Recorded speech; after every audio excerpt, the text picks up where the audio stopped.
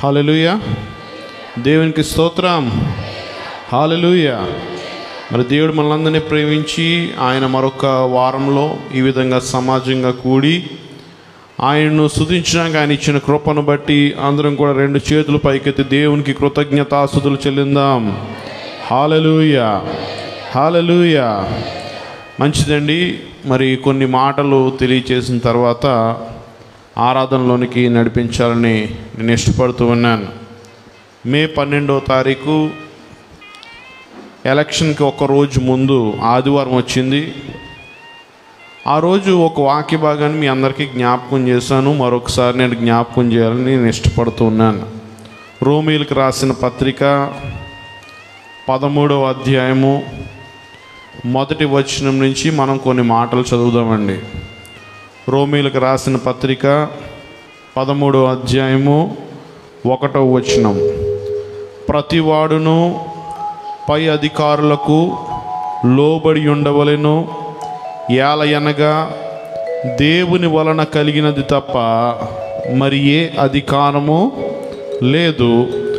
ఉన్న అధికారములు దేవుని వలననే నియమింపబడి ఉన్నవి. కాబట్టి అధికారమును ఎదిరించువాడు దేవుని నియమమును ఎదురించుచున్నాడు. ఎదురించువారు తమ మీదకి తామే శిక్ష తెచ్చుకొందురు. హల్లెలూయా. ఈ మాటలు నేను ఎందుకు చదివానంటే, ఈ యొక్క ఎన్నికల ఫలితాలు వచ్చినప్పటి నుంచి నేను చాలామందిని కలిశాను. ప్రతి ఒక్కరూ కూడా వారి యొక్క మరి భావాలు వ్యక్తపరిచారు. ఒక విషయం అడుగుతాను, చెప్పండి. మన ఆధీనంలో లేని విషయాలను మనము కంట్రోల్ చేయగలమా? చేయలేం. అధికారం ఇవ్వడం ఎవరి వంతు? దేవుని యొక్క వంతు. అధికారుల కోసం సంఘం ఏం చేయాలి? ప్రార్థన చేయాలి. మొన్న నేను ఈ మధ్యన ఒక వ్యక్తిని కలిశాను. ఆయనకి ఎలక్షన్ రిజల్ట్ వచ్చిన నెక్స్ట్ రోజు హార్ట్ అటాక్ వచ్చిందంట. ఏమండి ఎందుకు వచ్చింది మీకు అని అడిగా. నేను ఒకటి జరుగుతుంది అనుకుంటే ఇంకోటి జరిగింది అని అన్నాడు. ఒక విషయాన్ని మనం మర్చిపోతున్నాం. ఏంటంటే అధికారం ఎవరి ద్వారా వచ్చిందంటే దేవుడు వ్యక్తులకు ఇస్తాడు. ఇది వ్యక్తుల యొక్క గొప్పతనం కాదు. నగ్గిన వారు అనుకోవచ్చు ఇది మా గొప్పతనం అనుకోవచ్చు. ఇది మీ గొప్పతనం కూడా కాదు. ఇది కేవలం దేవుడు ఇచ్చినదే అని చెప్పి ప్రతి ఒక్కరు కూడా గ్రహించాలి. హల్లెలూయా. చాలాసార్లు మనం అనుకుంటాం మన ఆధీనంలో లేని విషయాల గురించి బాధపడిపోతూ ఉంటాం. చాలామంది బాధపడిపోతున్నారు. ఎందుకు బాధపడుతున్నారయ్యా? నీ ఆధీనంలో లేదు కదా, నీవు దీన్ని ఏం చేయలేవు కదా. ఇది దేవుడు ఇచ్చినది. నీ పని ఏంటంటే సంఘముగా అధికారుల కొరకు ప్రార్థన చేయాలి. అధికారంకి ఎదురు తిరుగువాడు దేవునికి ఎదురు తిరుగువాడు అని చెప్పి దేవుని యొక్క వాక్యం చెబుతూ ఉంది. అధికారుల కొరకు ప్రార్థన చేద్దాం. ప్రభుత్వంలో ఉన్న మంత్రుల కొరకు ప్రార్థన చేద్దాం. ముఖ్యమంత్రి కొరకు, ప్రధానమంత్రి కొరకు మనము ప్రార్థన చేయవలసిన వారమే ఉన్నామని చెప్పి నేను జ్ఞాపకం చేస్తూ ఉన్నాను. మరొక వ్యక్తి జీవితాన్ని నేను జ్ఞాపకం చేస్తాను. యెషయా గ్రంథం 6వ అధ్యాయంలో ఈ యొక్క వ్యక్తి మనం కనపడుతూ ఉంటాడు. ఈ వ్యక్తి కూడా చాలా బాధపడిపోతున్నాడు. ఎందుకంటే అనేక సంవత్సరాలుగా పరిపాలన చేసిన రాజుగారు చనిపోయారు. ఆయన చాలా బాధపడుతూ ఉన్నాడు. అప్పుడు దేవుడు ఏమంటున్నాడో చూద్దాం.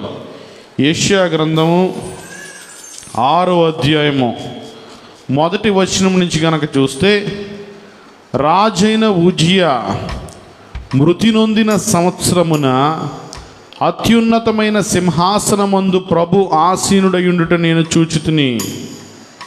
ఇక్కడ కనుక మనం చూస్తే యెషయా భక్తుడు బాధపడుతూ ఉన్నాడు. ఎందుకు బాధపడుతున్నాడు? నాకు భవిష్యత్తు లేదేమో, ఇన్ని రోజులు చక్కగా నేనున్నాను, నాకు దిక్కు అనుకున్న రాజుగారు ఇప్పుడు చనిపోయాడు, ఆ రాజుగారు లేడు, నా పరిస్థితి ఏంటి అనుకుంటున్నాడు యెషయా. అప్పుడు దేవుడు అంటున్నాడు, ఆయన ఒక స్వరూప దర్శనాన్ని యెషయాకు చూపిస్తూ అంటున్నాడు, సైన్యములకు అధిపతియగు యెహోవా అత్యున్నతమైన సింహాసనమందు ఆసీనుడయుండుట నేను చూచితిని అని చెప్పి మనం ఆయన ఆ యొక్క దర్శనాన్ని చూస్తాడు. ఒక భక్తుడు దీన్ని ఈ విధంగా తెలియజేశాడు. ఏమని తెలియజేశాడంటే, anguish can open the doors to see God వేదన దేవుని చూచే మార్గాన్ని నీకు చూపిస్తుందంట కదండి. చాలాసార్లు ఎక్కువ వేదన మీకు గురైనప్పుడు మీరు ఎవరిని చూస్తారు? దేవా ఇంక నీవే నా దిక్కు అని చెప్పి అంటారు. ఇదే పరిస్థితిలో యెషయా భక్తుడు కూడా ఉన్నాడు. తను ఎంతగానో ప్రేమించిన రాజుగారు చనిపోయాడు.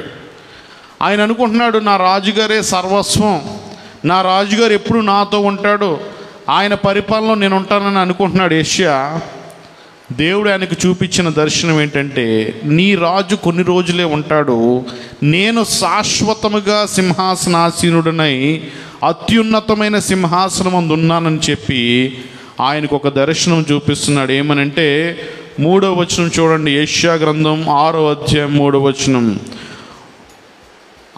2వ వచనం నుంచి నేను చదువుతున్నాను. ఆయనకు పైగా శరాపులు నిలిచియుండిరి, ఒక్కొక్కరికి 6 రెక్కలుండెను, ప్రతివాడు 2 రెక్కలతో తన ముఖమును, 2తో తన కాళ్ళను కప్పుకొనుచు, 2తో ఎగురుచుండును. వారు సైన్యములకు అధిపతియగు యెహోవా పరిశుద్ధుడు పరిశుద్ధుడు, సర్వలోకము ఆయన మహిమతో నిండి ఉన్నదని గొప్ప స్వరముతో గాన ప్రతిగానములు చేయుచుండిరి. ఈయన అనుకున్నాడు, యెషయా భక్తుడు అనుకున్నాడు, నా రాజే నాకు దిక్కు, నా రాజే నా సర్వస్వం అనుకున్నాడు. అప్పుడు దేవుడు అంటున్నాడు, నీవు చూస్తున్న మనుషులందరూ కూడా తాత్కాలికంగా ఉంటారు, అధికారంలో కొన్ని రోజులు ఉంటారు, తర్వాత వేరే వారు వస్తారు, కానీ నా అధికారం మాత్రం శాశ్వతం. నేను అత్యున్నతమైన సింహాసనము మీద ఆసీనుడై ఉన్నానని చెప్పి ఆయన ఈ దర్శనాన్ని యెషయా భక్తుడికి చూపిస్తూ ఉన్నాడు. ప్రియ సహోదరుడా సహోదరి, ఉదయకాల సమయంలో ఒక విషయాన్ని జ్ఞాపకం చేసుకో. మన పైన ఉన్న అధికారమును చూచి మనం గర్వపడడం కాదు, కానీ దేవుని వైపునకు చూడు. అత్యున్నతమైన సింహాసనం మీద, ఎవరు తొలగించలేని సింహాసనం మీద కూర్చున్న దేవుని వైపునకు చూడు. నీవు దేన్నైతే కంట్రోల్ చేయలేవో దాన్ని చూసి నువ్వు బాధపడొద్దు, కానీ దేవుడు సమస్తము పైన అధికారం కలిగి ఉన్నాడని ఎఫెసీయులకు రాసిన పత్రిక 2వ అధ్యాయంలో కూడా ఉంటుంది కదా. సమస్తము ఆయన పాదముల క్రింద ఉందంట. ఎక్కడుందండి సమస్తము? ఆయన పాదముల క్రింద ఉంది. సో దేవునికి అసాధ్యమైనది ఏదీ లేదు. మనుషుల వైపు చూడడం మానేయండి, నాయకుల వైపు కాదు. అత్యున్నతమైన సింహాసనం మీద కూర్చుని ఉన్న ఆ రాజు వైపు చూడండి. ఆయన ద్వారానే మనకి మేలు ఆశీర్వాదం కలుగుతుందని చెప్పి జ్ఞాపకం చేసుకుందాం. అందరం కూడా లేచి నిలబడి కొద్దిసేపు దేవుణ్ణి, ఆ అత్యున్నతమైన సింహాసనం మీద ఆసీనుడై ఉన్న దేవుణ్ణి ఆరాధిందాం. ఆయనకి ఇష్టమైనది ఏంటంటే ఆయనకు స్తుతి చెల్లించుట, ఆయనను ఆరాధించుట ఆయనకి ఇష్టమై ఉన్నది. ఆయనకి ఇష్టమైన పనిని ఈ ఉదయకాల సమయమును మనం చేద్దాం. ఆ అత్యున్నతమైన సింహాసనం మీద ఉన్న దేవుణ్ణి, మరి ఆయనను ఘనపరచ బద్దులమై ఉన్నామని చెప్పి జ్ఞాపకం చేసుకుంటూ, ఎవరు సమీపించలేని తేజస్సుతో నివసించు నా యేసయ్య అనే పాట పాడుతూ దేవుని యొక్క నామమును మహిమపరుద్దాం.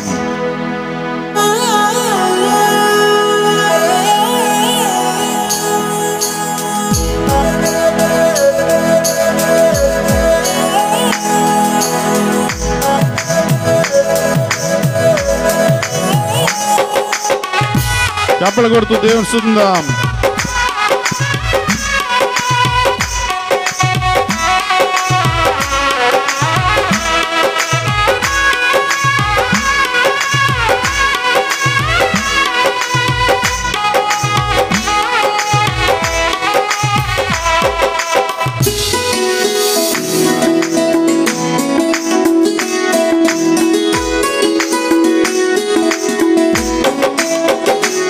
ఎవరు సమీపించలేని తేజస్సులో నివసించు నా యేసయ్యా. చెప్తాం, ఎవరు సమీపించలేని తేజస్సులో నివసించు నా యేసయ్యా. నీ మహిమను ధరించి పరిశుద్ధులు నా కంట పడగానే, నీ మహిమను ధరించి పరిశుద్ధులు నా కంట పడగానే,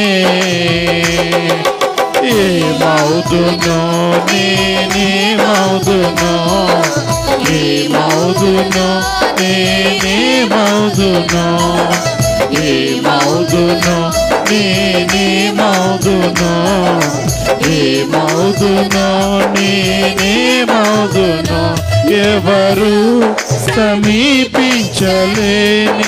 అందరు కూడా నోరు తెరిచి పాడదాం. అవును తండ్రి,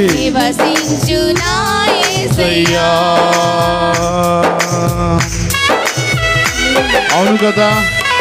ఈ ఉదయకాల సమయంలో అత్యున్నతమైన సింహాసనం పైన ఆసీనుడైన దేవుని వైపునకు చూడు. మనుష్యుల వైపు చూడడం మానేద్దాం. దేవుని వైపునకు మన యొక్క దృష్టిని నిలుపుదాం.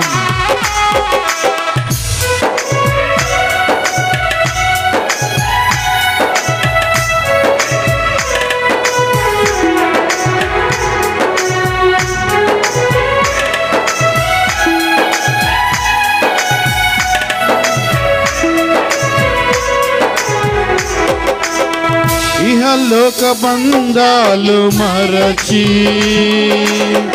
నీ ఎదుటే నేను నిలచి,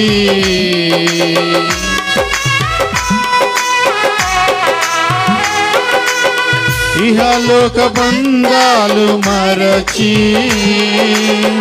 నీ ఎదుటే నేను నిలచి, నీవిచ్చు బహుమతులునే స్వీకరించి నిత్యానందముతో పరవశించు వేళ, నీవిచ్చు బహుమతులునే స్వీకరించి నిత్యానందముతో పరవశి ఆ శుభవేళ, ఏమవుదునో నేనేమవుదునో, ఏమవుదునో నేనేమవుదునో, ఏమవుదునో నేనేమవుదునో, ఏమవుదునో నేనేమవుదునో, ఎవరు సమీపించలేని తేజస్సులో నివసించు నా యేసయ్యా, ఎవరు సమీపించలేని తేజస్సులో నివసించు నా యేసయ్యా.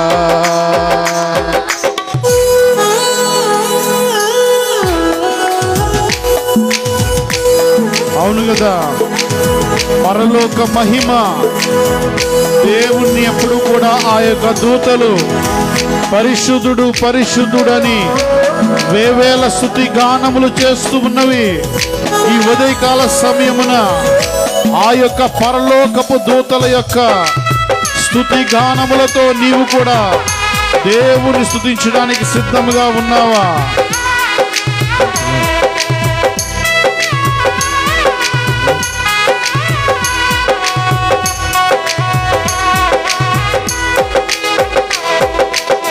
పరలోక మహిమను తలచి నీ పాద పద్మములపై ఒరిగి,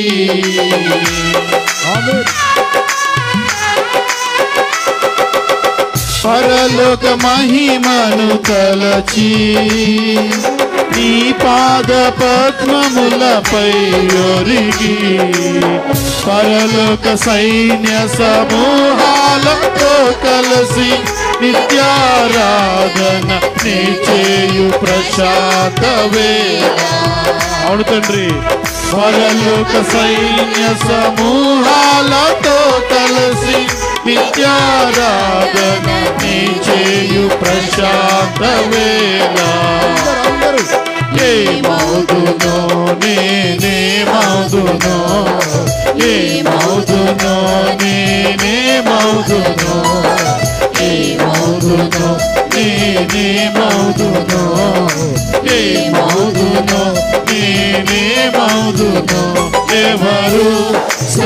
సమీపించలేని తేజస్సులో నివసించు నా యేసయ్యా.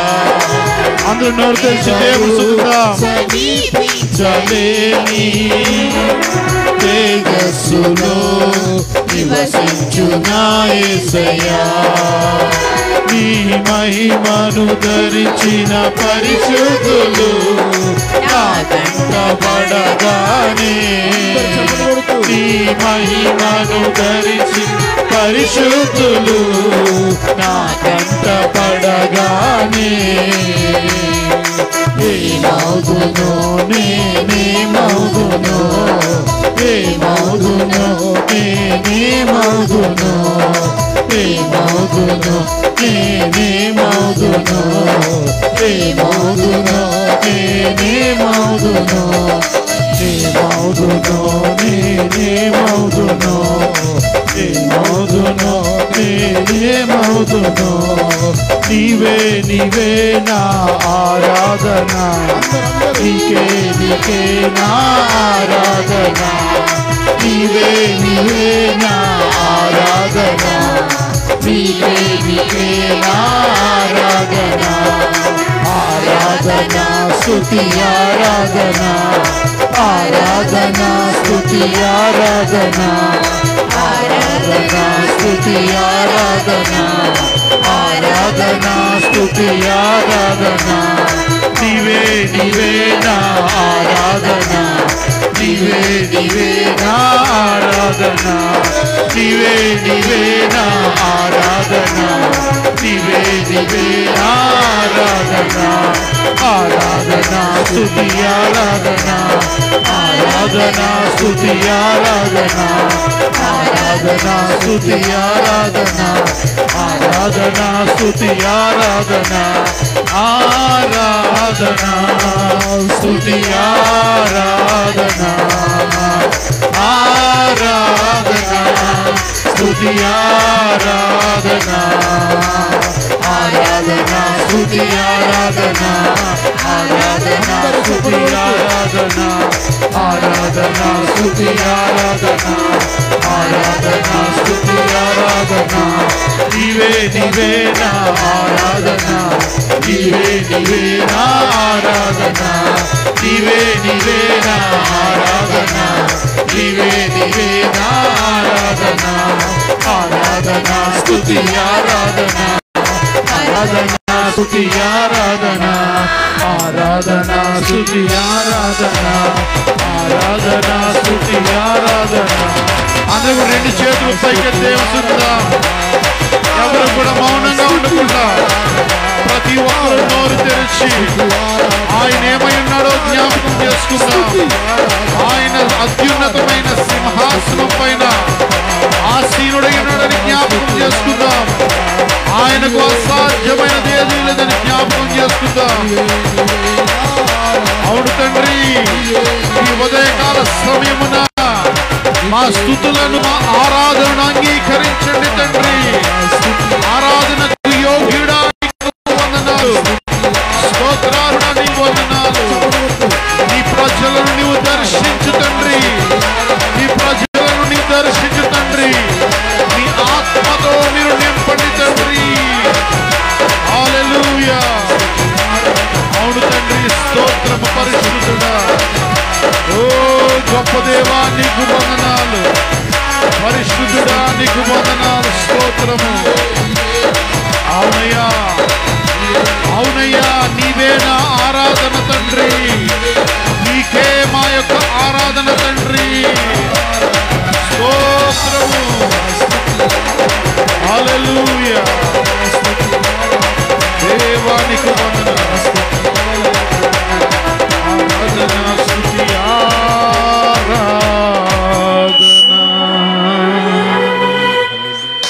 దేవుని స్తుతిస్తూ ఉన్నప్పుడు, ఆరాధన చేస్తున్న సమయంలో దేవుడు మనల్ని దర్శిస్తూ ఉన్న సమయం అని గ్రహిస్తాం. ఎవరు కూడా అనాలోచనగా ఉండకండి, అటు ఇటు చూడకండి. అనారోగ్యంగా ఉన్న వారిని స్వస్థపరచు సమయము, దేవుని తాకిడిని అనుభవించే సమయము. నీ జీవితంలో నూతనమైన ద్వారాలు తెరవబడే సమయము. దేవునికి నీవు ఆరాధన చేయడం అనేది చాలా ఇష్టమైనది. ఆయనకి ఇష్టమైన పనిని మనస్ఫూర్తిగా ఉదయకాల సమయంలో చేద్దాం. ఆఖరిసారిగా మనందరం కూడా కలిసి ఆరాధన, స్తుతి ఆరాధన అనే ఒక చిన్న పల్లవిని కలిసి పాడదాం. ఆరాధన, స్తుతి ఆరాధన, ఆరాధన, స్తుతి ఆరాధన, ఆరాధన, స్తుతి ఆరాధన, ఆరాధన, స్తుతి ఆరాధన. నీవే నీవే నా ఆరాధన, నీవే నీవే నా ఆరాధన. yes lord, నీవే నీవే నా ఆరాధన, నీవే నీవే నా ఆరాధన. ఆరాధన, స్తుతి ఆరాధన. yes lord, ఆరాధన, స్తుతి ఆరాధన, ఆరాధన, స్తుతి ఆరాధన, ఆరాధన, స్తుతి ఆరాధన. మరి ఇందాక ఆ సాక్ష్యం వింటున్న సమయంలో దేవుడు నాకు ఒక వాక్య భాగాన్ని జ్ఞాపకం చేస్తూ ఉన్నాడు. 68వ కీర్తనలో కానీ మనం చూసినట్లయితే, తన పరిశుద్ధ ఆలయమందుండు దేవుడు, తండ్రి లేని వారికి తండ్రి, విధవరాండ్రకు న్యాయకర్తనై ఉన్నాడు అని చెప్పి జ్ఞాపకం చేసుకుందాం. ఈ తల్లిదండ్రులు మనం విడిచి వెళ్ళిపోవచ్చు, కానీ ఆ పరలోకపు తండ్రి నీకు తండ్రిగా ఉండి నిన్ను నడిపించడానికి ఇష్టపడుతూ ఉన్నాడు. ఒకసారి ఈ యొక్క రోజుని ప్రపంచవ్యాప్తంగా కూడా మరి ఫాదర్స్ డే, తండ్రుల యొక్క దినోత్సవంగా జరుపుకుంటున్న ఈ రోజున పరలోకపు తండ్రి ఏ విధంగా మనల్ని పోషిస్తూ ఉన్నాడో, నడిపిస్తూ ఉన్నాడో, ఆదరిస్తూ ఉన్నాడో జ్ఞాపకం చేసుకుందాం.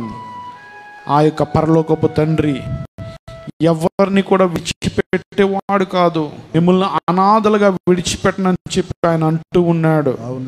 తన పరిశుద్ధాలయమందుండు దేవుడు, తండ్రి లేని వారికి తండ్రి అయి ఉన్నాడు చెప్పి జ్ఞాపకం చేసుకుందాం. ఒక తల్లిలా ఆదరించుడు, ఒక తండ్రి ఆదర్శ దేవుడు మరొకరు ఎవరు లేరని జ్ఞాపకం చేసుకుంటూ తండ్రి దేవా అనే పాట పాడుతూ దేవుని యొక్క నామాన్ని మహింపరుద్దాం.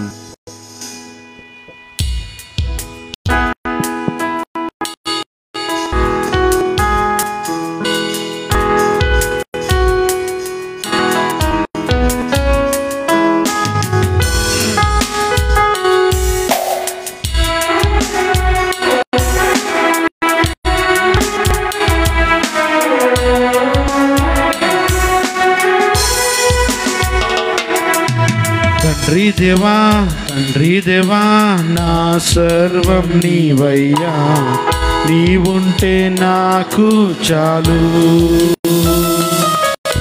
తండ్రి దేవా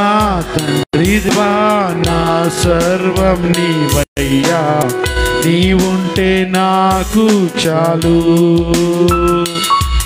నా ప్రియుడా నా ప్రాణమా నిన్నారాధింతును, నా జీవమా నా స్నేహమా నిన్నారాధింతును.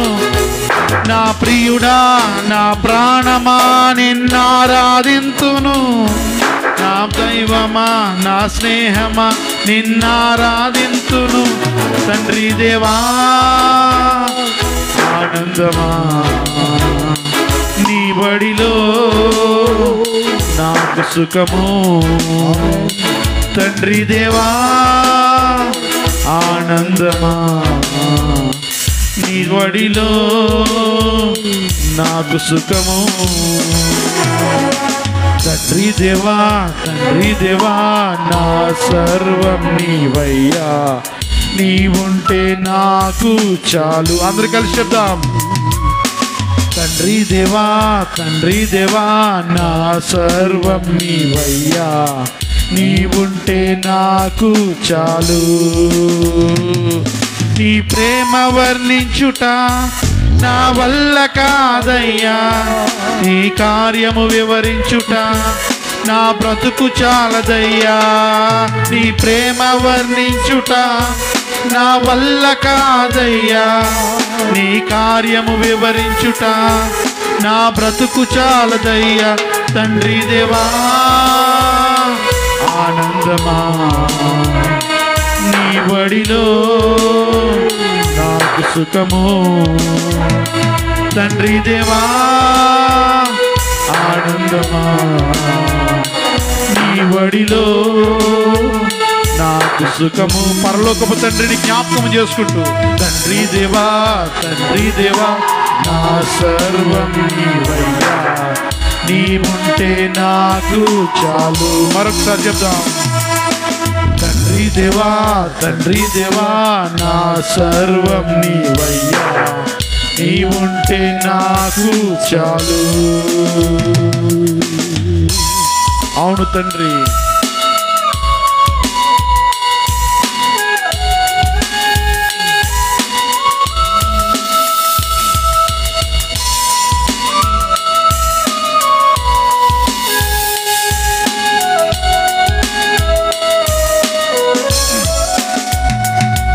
నా తండ్రి నీవే, నా దేవుడవు నీవే, నా తండ్రి నీవే, నీవే నా తండ్రి నీవే, నా దేవుడవు నీవే, నా తండ్రి నీవే, నీవే. యేసయ్యా, యేసయ్యా, యేసయ్యా, యేసయ్యా, యేసయ్యా, యేసయ్యా, యేసయ్యా, యేసయ్యా, యేసయ్యా. నా తండ్రి నీవే, నా దేవుడవు నీవే, నా తండ్రి నీవే, నీవే. అందరూ చెప్దాం.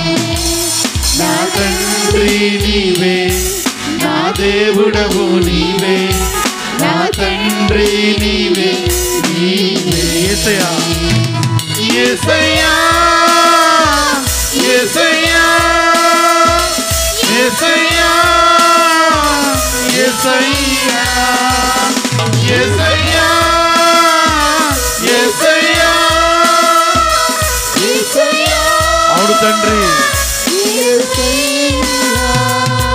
నా తండ్రి నీవే, నా దేవుడవు నీవే, నా తండ్రి నీవే, నీవే. నా తండ్రి నీవే, నా దేవుడవు నీవే, నా తండ్రి నీవే, నీవే.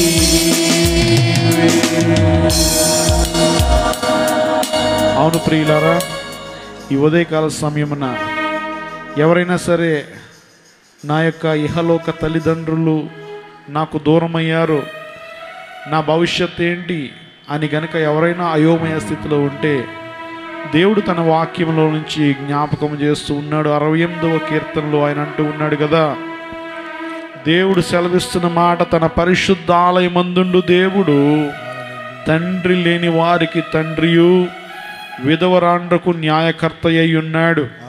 దేవుడు విడిచిపెట్టువాడు కాదు. మరి అనేక మంది ఈ లోకములో తల్లిదండ్రులను కోల్పోయిన వారు ఉన్నారు. వారి కొరకు మనం ప్రార్థన చేయవలసిన వారమై ఉన్నాము. అంత మాత్రమే కాకుండా వారి ఎడల జాలి చూపించవలసిన వారమై ఉన్నాం, వారికి సహాయం చేయవలసిన వారమై ఉన్నాం. గనుక మనకు దేవుడిచ్చిన తల్లిదండ్రులను బట్టి దేవునికి కృతజ్ఞతాస్తుతులు చెల్లిస్తూ ఆ వారిని కోల్పోయిన వారి కొరకు మనం ప్రార్థన చేయాలి. వారిని కోల్పోయిన వారిని ఆదరించాలి. వారిని కోల్పోయిన వారికి సహాయం చేస్తూ మనం ముందుకు కొనసాగాలి. ఇట్టి క్రీస్తును పోలి నడతను మనము చూపిస్తూ ముందుకు కొనసాగుదాం. తండ్రి, ఉదయకాల సమయమున మా స్తుతులను మా ఆరాధనను మీరు అంగీకరించండి. తండ్రి నైనా ఈ ఉదయకాల సమయంలో మీ సన్నిధిని అనుభవించడానికి మీరు ఇచ్చిన కృపను బట్టి మీకు వందనాలు. మీరు తండ్రిగా మమ్మల్ని నడిపిస్తూ మమ్మల్ని ఆదరిస్తున్నందుకు మీకు వందనాలు చెల్లిస్తూ ఉన్నాను. తండ్రి నైనా మీ వాక్యము ద్వారా ఈ ఉదయకాల సమయం మీరు మీ యొక్క ప్రజలతో మీరు మాట్లాడమని అడుగుచున్నాము తండ్రి. తండ్రి నైనా మంచి నేలను పడిన విత్తనములుగా ఆ యొక్క వాక్యపు విత్తనాలు ఫలించడానికి కృప చూపించండి. రానైన వారిని అందరినీ కూడా త్వర పెట్టుకుని మీరు తోడుకుని రమ్మని, ఈ యొక్క కూడికంతటిని కూడా ఈ ఆరాధన అంతటినీ కూడా మీ ఆత్మాధ్వర్యంలో ఆశీర్వాదకరంగా జరిపించమని యేసు నామములో అడుగుచున్నాను తండ్రి. ఆమేన్, ఆమేన్. దయచేసి కూర్చున్నాను.